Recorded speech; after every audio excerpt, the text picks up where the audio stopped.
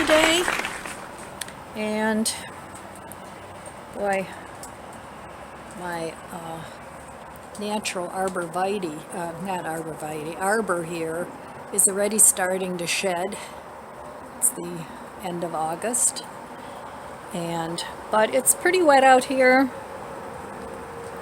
It's all puddles and it's drizzling, and my orchid is still beautiful. It's the only one I put outside this year because it had bugs and I sprayed it, but it's still trying to bloom. It's got more blossoms on it and it's really beautiful. So I have to take care of my other orchids too. As you can see, it's kind of a gloomy day out here today, so that's why I'm spending it in the kitchen.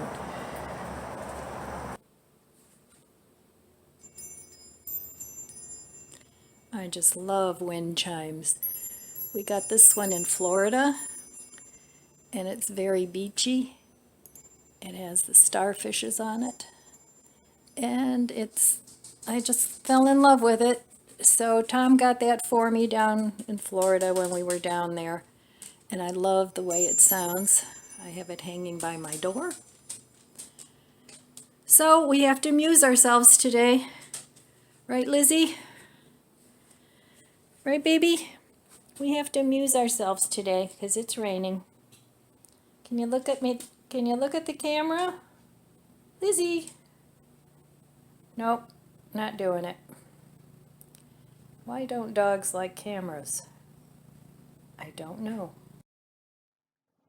Yummy, so good. So I'm going to have a little bit of my homemade kombucha.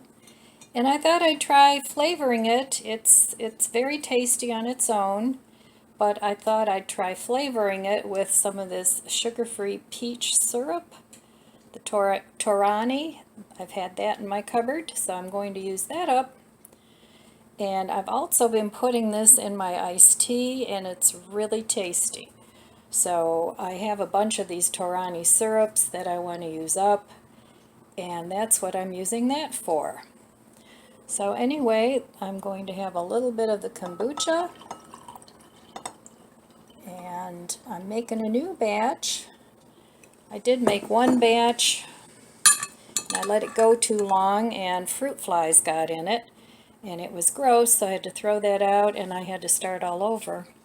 So this is the new batch I made, and then I like these fruit jars. They're nice and thick, and they hold way more than the little bottles of kombucha. I have those too for on the go, but when I make my own, I save these, and I have about 4 or 5 of these, maybe 6 of these jars, and each batch of kombucha will fill 2 of these up, and it's been working out really well.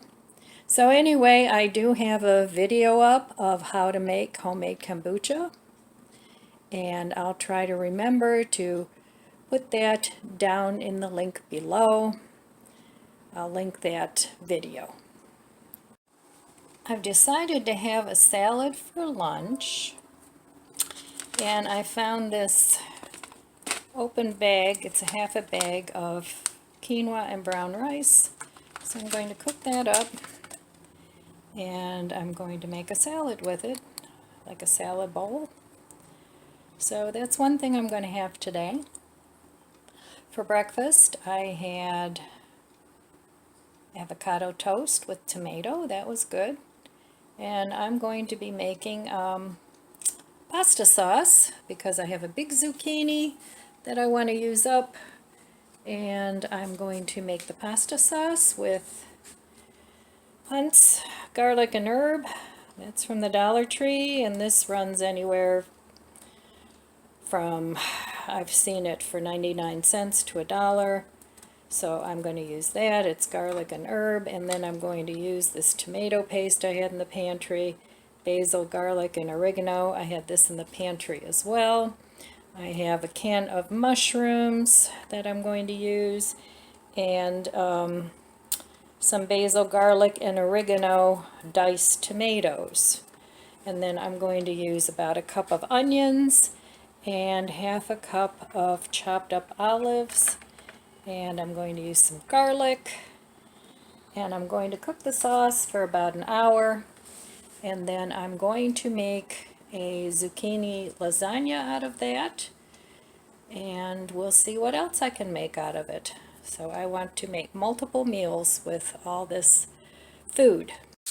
Alright, I'm cooking up some onions here, and I used some garlic flavored olive oil for this. And this is actually a lightweight cast iron pan that I got at my local Mark's. So I'm giving that a trial. So I'm going to let that cook a little bit, and I'm actually going to make the TVP ground meat for my spaghetti sauce. Alrighty, I'm back. I'm going to make the sauce now. So first thing I'm going to do is I'm going to add the garlic and herb sauce. And I'm using Hunt's, but use whatever you have. I actually like these cheap spaghetti sauces because you can flavor them with whatever you want. And they're tasty. So for $1, they sell these at the Dollar Tree, and they actually come in different flavors. They have like 4 cheese, meat flavored. They have all kinds of different flavors, and I like that. So anyway, we're going to put that in there. And then, did you know, if you cut the top and the bottom off of your tomato paste, you can just push it out. And it's so much easier than trying to scoop it. You just push it out the other side. So that's a little trick I learned a long time ago, and I always open the top and the bottom of my tomato paste jars. So I'm going to stir that up a little bit, incorporate the tomato paste, because I do like a nice thick sauce. So there's that, and now I'm going to add, and this is also flavored, garlic, basil, and oregano, because I like a little texture to my sauce, but if you don't, you can either puree that up or leave the tomatoes out. And I'm going to simmer this sauce for probably 30 to 45 minutes since everything is already cooked. Then I'm going to add, I chopped up about half a cup of black olives. If you don't like olives, leave them out. But I like the olives. I think it gives it a good flavor. And here's another little thing I do, help save money. I've got the mushrooms. I'm going to open those up, and just a little bit, and I'm going to drain them, and I'm going to actually save the juice, and then I freeze it, and I use it to make broth. So that's another little tip. I always save the veggie juice or the veggie broth from canned vegetables, and when I have enough, I make a soup. So in go the mushrooms. If you don't like those, leave them out, of course. I love mushrooms. I could eat mushrooms every day. So there's that. And then I'm going to bring this up to a simmer. And last but not least, I'm going to add my TVP.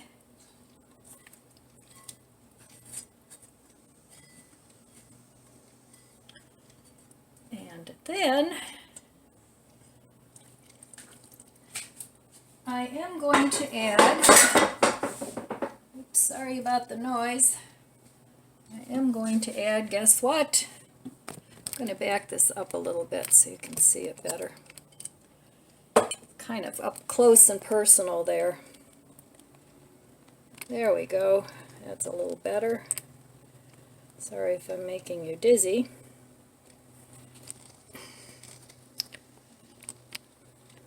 There we go.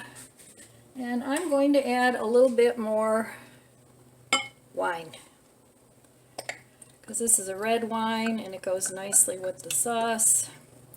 And to be honest with you, I don't like it to drink. It was left over from a party. Somebody brought it, but it's great for cooking. And it does leave the flavor, but most of the alcohol evaporates.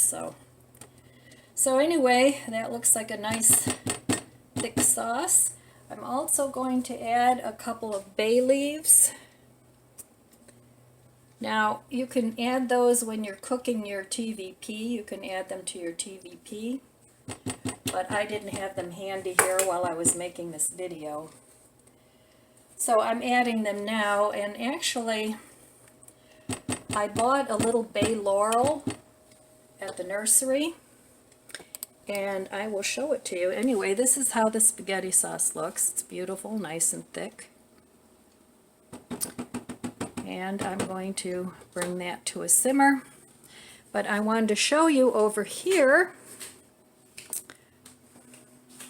I bought this at my local nursery, and it's a bay laurel. So, and I see it's getting a bunch of new growth, but I've had that for a while. Some of the leaves are not looking too good, but some of those leaves that are looking a little not so good, I use those. But anyway, if you ever want to grow your own bay laurel, they're available at the nurseries. At least they are in the summer. So that's that. And my kitchen's a mess now, so I have to clean up. But there's the sauce, and I'll be back in a little bit because we have to talk about day 22 of low spend, no spend. So I'll be back. Howdy, friends. Day 22. Low spend, no spend, 31 days. Here we are, Ruth Soukup. How you guys doing? I'm doing pretty well. Today is a rainy day, and I'm just doing a day in the life. I'm cooking and putzing around here and just doing my thing. Coffee time. My favorite coffee cup. Anyway, we're on day 22, and today's focus is earning extra cash. So the book talks about selling your stuff. Now, sell the stuff, of course, that you don't want or that you don't need. And don't be in a big rush to run around and say, oh, I haven't used this in, like I said before, like with my bread machine. I hadn't used it in a few years, and I rediscovered it, and now I'm using it almost every week. So be mindful of the things that you don't want. Don't keep stuff that you absolutely are sure you're not going to use. But anyway, don't just willy-nilly throw everything out, because you can't save money that way if you have to go next year and buy it again. So really think about what you're going to sell. So the first place that you can sell some things is Facebook Marketplace. Now, I've sold a couple things on there, and I actually got pretty decent price for them. And you can join more than one community. Of course, your friends will be in on it, but you can also join local communities where they'll have surrounding suburbs or the cities, and you can join as many of those as you want. I would recommend you stay a little more local, because what I do is I don't like people coming to my house, unless of course it's a friend. So what I do is I will meet them somewhere public, and ask them to bring cash. I don't want them to bring a check. I had a friend that sold a car on, I think it was Craigslist, I don't know, one of the venues.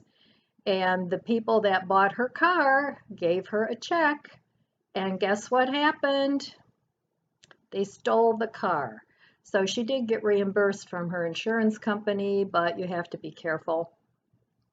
And these are people you don't know. And unfortunately, there are some savory individuals out there. Savory? That's not right. Anyway, there are individuals out there that aren't very honest. So be careful with that and always ask for cash. So that's one place where you can sell. Now, eBay is another place, and none of these places are, that new. But the book does tell you a lot of tips. This is a little bit longer chapter because it goes into a little bit more detail on what it recommends you should do for the different venues. Now, eBay is free to list, but you have to pay them a commission when you sell the item. So it recommends that you take good pictures, of course, which is also a recommendation of all these venues, including Facebook, that you write a good description. What else is here? Oh, if you have an article and it's hard to tell how big it is, they suggest that maybe you put a coin next to it. So let's say you're selling a necklace or something, and if you put a quarter next to it or whatever, it will show the scale related to the size of that quarter. So they recommend you do that on articles that you don't know the size of. Write a very good description of the article. So that's important. You might want to put in there how old it is or the condition that it's in, anything like that, a really good description. And also search for similar items to what you want to sell, and then you can base your price on that.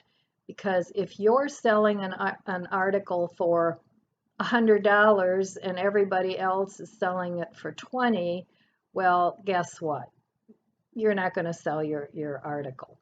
So that's important to do. So you can either sell it for a little less or the same price, depending on the condition of it. So the book recommends that. So I'm just going to read a couple of things from the book. I'm not going to go into detail. I'm just going to read the subtitles and you can get the idea. And you can go on the website and get more information on this as well. I purchased this book. I don't remember what I paid for it, but it wasn't that expensive because I don't buy expensive books. And a lot of times you can get a used book on Amazon, which I do if they have one that's in decent shape, and free shipping. I always compare the prices of a new Amazon book with free shipping, or if it's cheaper to buy a used one, then I'll get that one. So, but I did purchase this book on Amazon. And if you have a Kindle, you could probably get it for a little cheaper on your Kindle as well. Sometimes I like Kindle and I have a lot of books in my Kindle library, but sometimes there's nothing better than the feel of a book in your hand. I love books. So anyway, I digress. So choose the right category for your item and write a good description, which we just talked about. Consider selling your items in lots. If you have, let's say, three toddler size clothes, you may want to consider selling a whole lot of clothes with several items in it for a certain price. I've seen that done a lot. Or if you have glasses or dishes and you have multiples, you could sell those in lots too. It says make sure your item fits in the box before listing it. You might want to keep some UPS boxes on hand, or maybe some Amazon boxes from things that you've bought.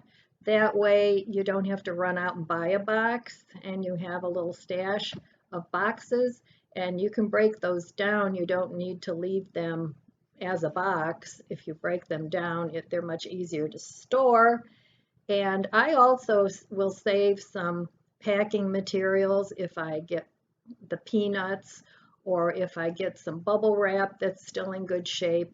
I save that stuff too and put it in a place where you can organize it so that when you sell your items, you'll have the things available. And if not, you can buy shipping materials at Walmart, Drug Mart, any of those places.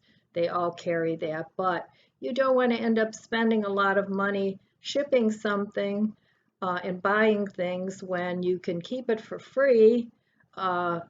I buy things online all the time, and I'm sure most of us do.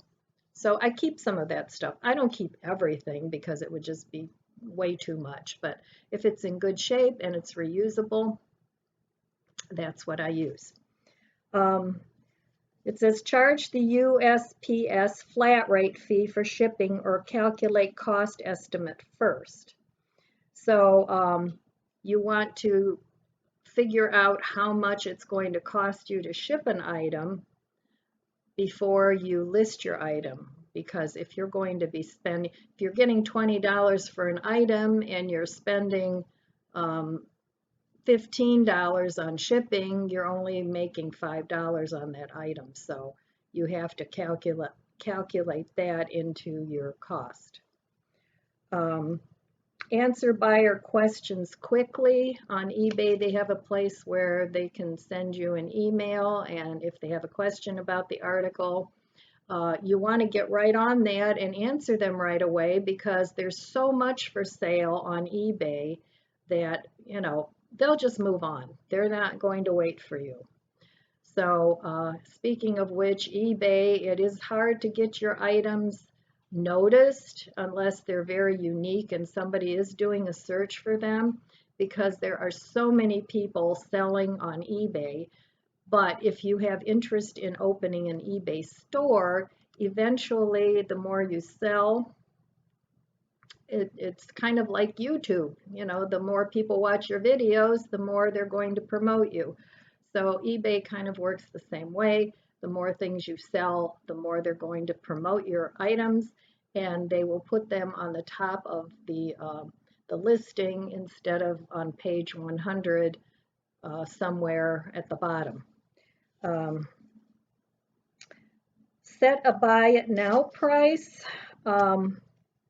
where some people will list on eBay as an auction.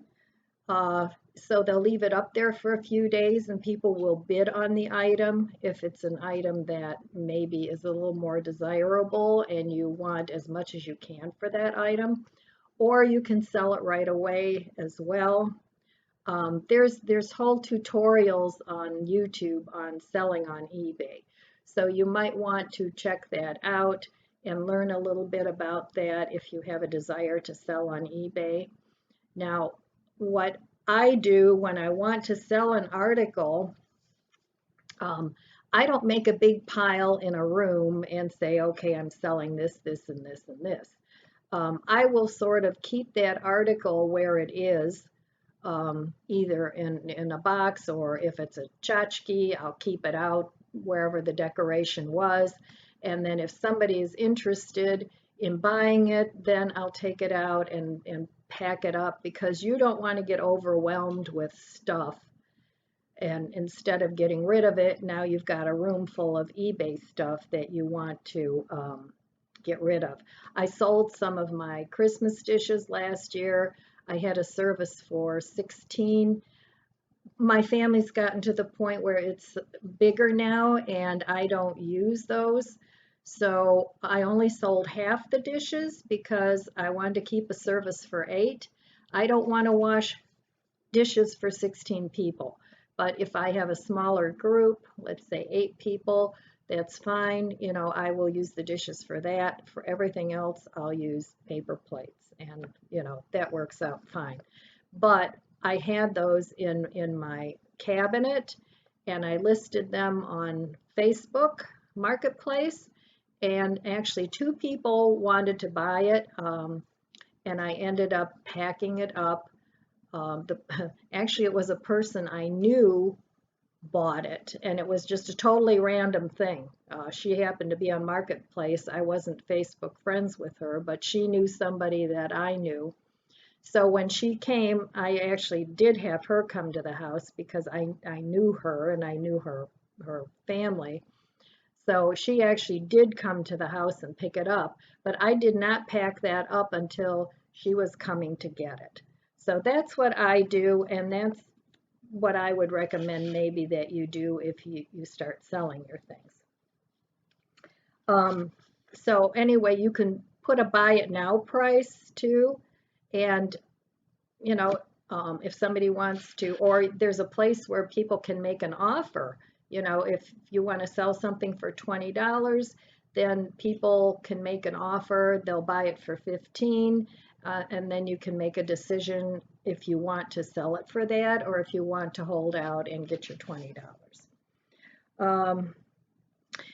It also recommends to wait for payment before you're shipping. And a good thing to get is PayPal. PayPal is an account that you can set up. I'm sure there's also YouTube tutorials about PayPal. I have a PayPal account and I've never had a problem with it. Anything I've bought through PayPal or sold through PayPal has always worked out fine. They have a guarantee. So check out PayPal and have people put the money into your PayPal account and then ship your item. Ship your items as soon as possible. You know, when somebody's buying something, they get excited, they're getting something new. They don't want to wait 3 weeks before they get the article. So as soon as you sell it, within a day or so, stick it in the post and so that they can get their article, because they will come back, especially if you have a store, they can come back and give you a rating, and you don't want bad ratings because that shows up on your store. And give feedback. There's a place there where you can give feedback. People can say how they felt about the transaction. You can do the same when you buy something. So that's eBay. Like I said, YouTube has a lot of tutorials on selling on eBay, so check those out if you have a desire to do that. The next place is Craigslist. I'm sure we've all heard of Craigslist, and I personally have never sold on Craigslist. I know people that have bought. This is my kombucha with the peach Torani in it. It's really good. But anyway, so I don't know too much about Craigslist, but they do have a few selling tips in here as well. And I'm going to speed this up a little bit so this video doesn't get too long. Again, write a good description, take good pictures. You want to make sure the lighting's good, all that stuff. Don't set your price too high. Don't overlist your item. Craigslist apparently has rules. And it says here, follow the Craigslist rules or your post will be flagged and all your listings will be removed. I don't know how that works, but do a little bit more research if you want to sell on Craigslist. Just be careful if you're selling bigger items like furniture and things like that, and you have people coming to your house. I would be cautious with that and make sure that you have other people around so that nothing goes awry there. And it says right here, stay safe. Unfortunately, there are some weirdos out there. It says communicate through Craigslist rather than using your personal email. If your item is small, meet in a neutral public location, which that's what I do. And if you're having a buyer come to your house, arrange for somebody to be home with you, especially with the elderly people. People like to take advantage of the elderly. So please be careful with all these things. Another thing you can do, of course, is the old tried and true hold a garage sale. And there's all kinds of tips in the book about that. Set prices to move and make them clear. You don't want to set your prices too high, because people that go to garage sales, they're looking for a bargain. It's the same as going to a thrift store. If a thrift store sets a price for an item too high, people aren't going to buy it. So, and it's the same thing with your garage sale. If you'd rather just have some money than no money because you don't want to donate it, just don't set your prices too high. Pick a prime date. Sometimes neighborhoods will do community garage sales. Or here in my area, most garage sales are Thursday, Friday, and Saturday. So you don't want to pick a day where people aren't used to having a garage sale day. So, pick a day that you think the most people will show up. Use advertising and signage. Put a sign out, garage sale. I mean, it's pretty obvious if you've got a yard sale going on that, there's a bunch of stuff.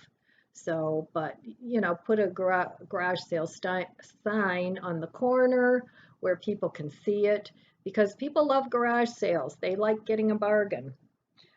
Start early on the day of your sale, because there are those people, they're the early birds. They want to get out there and they want to get the cream of the crop articles. And so, they want to start early. And if you're not open, they're going to drive right by and go to the next house down the road. I would suggest getting some help. You don't want to be out there by yourself all the time. If you need to go to the bathroom or, whatever it is you need to do, you don't want to leave your stuff out there. So I would recommend having at least one other person there to help you. And then last but not least, donate and eliminate the leftovers. I know some people will pack up garage sale items and keep them from year to year, but I don't know. That's not something that I would want to do. I would want it out the door, and have somebody else enjoy the article if nobody buys it. So anyway, those are some ways to make money, and get a little cash in your pocket, because with the no spend, we're saving some money, and this is another way to bolster your coffers. So the book also has a little list, stuff to sell, but you don't need this. You can write that down in a notebook or whatever, if you want to do an inventory. So anyway, I'm going to stop talking now, because I think I'm losing my voice. Anyway, those are some ideas to make some money. I'm going to check my spaghetti sauce, and I apologize that I didn't get the TVP on film. I don't know what happened there. I know my cell phone fell over, and I think it must have shut itself off, and I thought it was still running. But anyway, if you want to learn how I made the TVP, now I did use some different spices and things, but the concept is the same. Go visit Chef Jana, that's the name of her channel. She's an excellent vegan cook. She's a Brazilian lady, and she's just delightful. I love her. So anyway, she goes through the process on how to cook the TVP so it doesn't have a funky flavor. Mine, I cooked with some wine, some soy sauce. I put mushroom bouillon in there, wine, water. What else? Did I say soy sauce? Anyway, that's what I used for my liquid. And I just cooked it up. And it works a little different that a lot of people will rehydrate their TVP with water. I've never done that. I just uh, rehydrate it with whatever flavor I want. But Chef Jana's technique is a little bit different. She actually cooks the TVP in a pan, and it hydrates as it cooks, and it seals it rather than having the soy flavor leach into the other ingredients. So that's the way she did it. And I also used some, did I say ketchup? I didn't have ketchup, but I had um, some tomato sauce with a little bit of curry in it. So I just used what I had. I didn't run out and buy anything that I didn't have. So anyway, I'm going to stop talking now, and I'm sorry for this is a lengthy video, but I wanted to do a little some cooking in there. And anyway, that's all I have for you today. I love you guys. I'm wishing you very much abundant blessings, and I'll see you next time.